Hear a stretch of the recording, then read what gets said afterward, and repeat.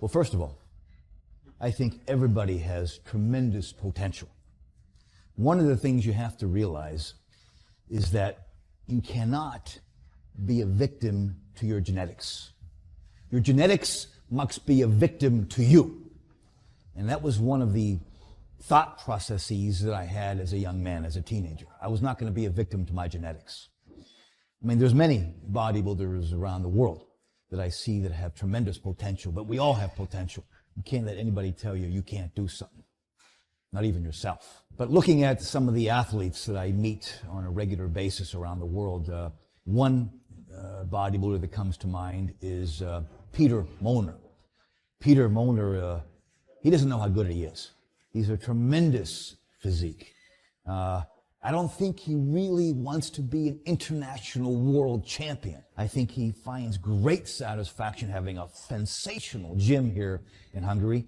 It's a small gym, and he does great work with everybody there. It's a great family.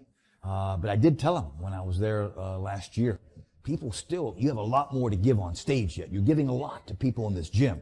Peter Molnar has tremendous potential to really be sensational. I just don't know, I don't think he has the mentality to be a superstar, at least not yet. My question that I ask myself all the time when I work with people though, and I look at them and I want to see what's inside me and them, okay? The attitude, the hunger, the thirst, the I'll do anything I got to do to get there attitude, regardless of talent, regardless of genetics. I look for that kind of energy within people. It's not just about saying to a upcoming champion, do this exercise for that many reps or do that exercise. It's about finding that energy in them and witnessing the energy and having my breath taken away because I see it in them by making them aware of it and saying, go. Once I make them aware of it and they see it themselves, I just tell them and I promote and I propagate just the attitude of going, not waiting 3 years to become a champion, do it now. Accept that position in your life now. And that's one of the things I've said to Sergio many times. But of course, I have many people around the world that I'm meeting on a regular basis. I'm going to Slovakia tomorrow. There's a young man there, Roman, who has huge potential. He was in LA with us working out for a while. Back in my day, I mean, I did my own diet. I didn't have somebody telling me how to diet. I did my own diet. I was my own coach. We all didn't have coaches. We were our own coaches. We figured out the way to train for ourselves. We figured out the way to eat for ourselves. We established how many calories, protein, and carbohydrates, macronutrients that we should eat every day. We were in complete control independently of anybody on stage. And if I may say so, we have a lot of physicality. Everybody's walking on stage close to 300 pounds nowadays.